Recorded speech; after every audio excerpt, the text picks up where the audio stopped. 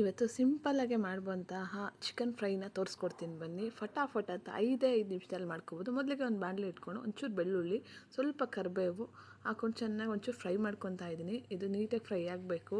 ಬೆಳ್ಳುಳ್ಳಿ ಘಮ ಎಲ್ಲ ಬರಬೇಕು, ಕರಿಬೇವು ಘಮ ಎಲ್ಲ ಬರಬೇಕು, ಹಂಗೆ ಫ್ರೈ ಮಾಡ್ಕೋಬೇಕು. ಮತ್ತು ಇಲ್ಲಿ 2 ಈರುಳ್ಳಿನ ಸಣ್ಣದು 2 ಈರುಳ್ಳಿನ ಉದ್ದುದಾಗಿ ಹಚ್ಚಿಟ್ಕೊಂಡಿದ್ದೀನಿ.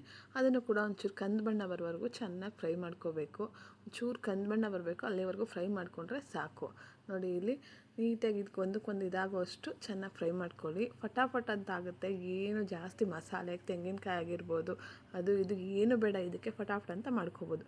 ಇಲ್ಲಿ ಸುಮಾರು 1 kg ಅಷ್ಟು ಚಿಕನ್ ತೊಗೊಂಡಿದ್ದೀನಿ. ಅದನ್ನು ನೀಟಾಗೆಲ್ಲ ಕ್ಲೀನ್ ಮಾಡಿಕೊಂಡು ಅದನ್ನು ಇದಕ್ಕೆ ಹಾಕ್ಕೊತಾ ಇದ್ದೀನಿ. ನೋಡಿ ಇಲ್ಲಿ ಅದನ್ನೆಲ್ಲ ಹಾಕ್ಕೊಂಡ್ಮೇಲೆ ಈ ಎಣ್ಣೆ, ಈರುಳ್ಳಿ ಮತ್ತು ಒಂಚೂರು ಬೆಳ್ಳುಳ್ಳಿ ಎಲ್ಲ ಹಾಕಿದ್ವಲ್ಲ, ಅದಕ್ಕೆಲ್ಲ ಹೊಂದ್ಕೊಳ್ಳೋ ಥರ ನೀಟಾಗೆಲ್ಲ ಫ್ರೈ ಮಾಡ್ಕೊತಾ ಇದ್ದೀನಿ. ಮತ್ತು ಇಲ್ಲಿ ಒಂದೇ ಒಂದು ಟೊಮೊಟೊನ ಹಚ್ಬಿಟ್ಟು ಹಾಕ್ಕೊತಾ ಇದ್ದೀನಿ.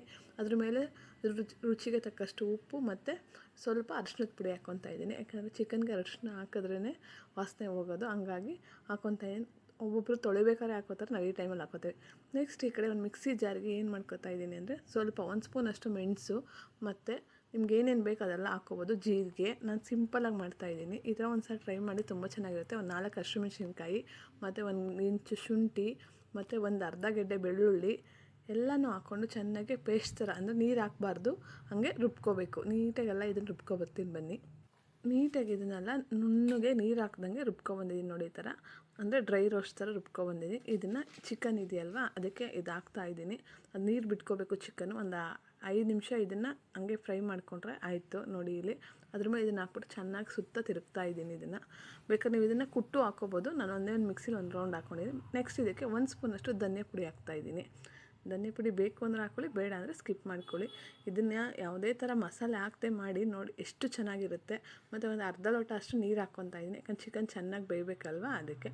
ಈಗ ಏನು ಮಾಡ್ತಾಯಿದ್ದೀನಿ ಅಂದರೆ 4 ಹಸಿಮೆಣಸಿನ್ಕಾಯಿನ ಉದ್ದುದ್ದಾಗಿ ಹಚ್ಬಿಟ್ಟು ಮತ್ತು ಸ್ವಲ್ಪ ಕರಿಬೇವನ್ನ ಚಿಕನ್ ಮೇಲೆ ಹಾಕ್ತಾಯಿದ್ದೀನಿ.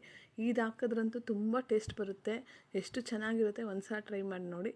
ಇದನ್ನೆಲ್ಲ ಹಿಂಗೆ ಎಲ್ಲ ತಿರುಗ್ಬಿಟ್ಟು ಒಂದು 2 ನಿಮಿಷ ಇದನ್ನು ಮುಚ್ಚಿಡ್ತಾ ಇದ್ದೀನಿ. ಒಂದು 3 ರಿಂದ 4 ನಿಮಿಷ ಇದನ್ನು ನೀಟಾಗಿ ಬೇಯಿಸ್ಕೋಬೇಕು. ಬೇಯಿಸ್ಕೊಂಡಾದ್ಮೇಲೆ ಇದೊಂದು ಸಲ ತಿರುಗ್ಬಿಟ್ಟು ಮತ್ತೆ ಇದನ್ನು ಮುಚ್ತಾ ಇದ್ದೀನಿ, ಇನ್ನೊಂಚೂರು ಬೇಯಲಿ ಅನ್ನೋದಕ್ಕೋಸ್ಕರ. ನೋಡಿ ಇಲ್ಲಿ ಈ ಥರ ನೀರು ಬಿಟ್ಕೊಂಡಿದೆ. ಇನ್ನೊಂದು 2 ನಿಮಿಷ ಕುದಿಬೇಕು. ಇದು ನೀಟಾಗಿ ನೀರೆಲ್ಲ ಸುಂಡಬೇಕು. ನೋಡಿ ಇಲ್ಲಿ ಇದನ್ನು ಚೆನ್ನಾಗಿ ಡ್ರೈ ಆಗೋವರೆಗೂ ಈಗ ಮುಚ್ಚದೆ ಬೇಯಿಸ್ಕೋಬೇಕು. ಫಸ್ಟು ಮುಚ್ಚಿದ್ವಿ ಚಿಕನ್ನ ಚೆನ್ನಾಗೆ ಬೇಯಲಿ ಅಂತ, ಈಗ ಮುಚ್ಚಬಾರ್ದು. ನೋಡಿ ಈ ಥರ ಚೆನ್ನಾಗಿ ಬೇಯಿಸ್ಕೊಂಡಾದ್ಮೇಲೆ ಇದನ್ನು ಸರ್ವ್ ಮಾಡ್ಕೋಬೇಕು. ಇದು ಚಪಾತಿಗಾಗಿರ್ಬೋದು ಅಥವಾ ವೈಟ್ ರೈಸಿಗಾಗಿರ್ಬೋದು ಅಥವಾ ಪೂರಿಗಾಗಿರ್ಬೋದು, ದೋಸೆಗಾಗಿರ್ಬೋದು, ತುಂಬ ಚೆನ್ನಾಗಿರುತ್ತೆ. ಒಂದು ಸಲ ಟ್ರೈ ಮಾಡಿ ನೋಡಿ.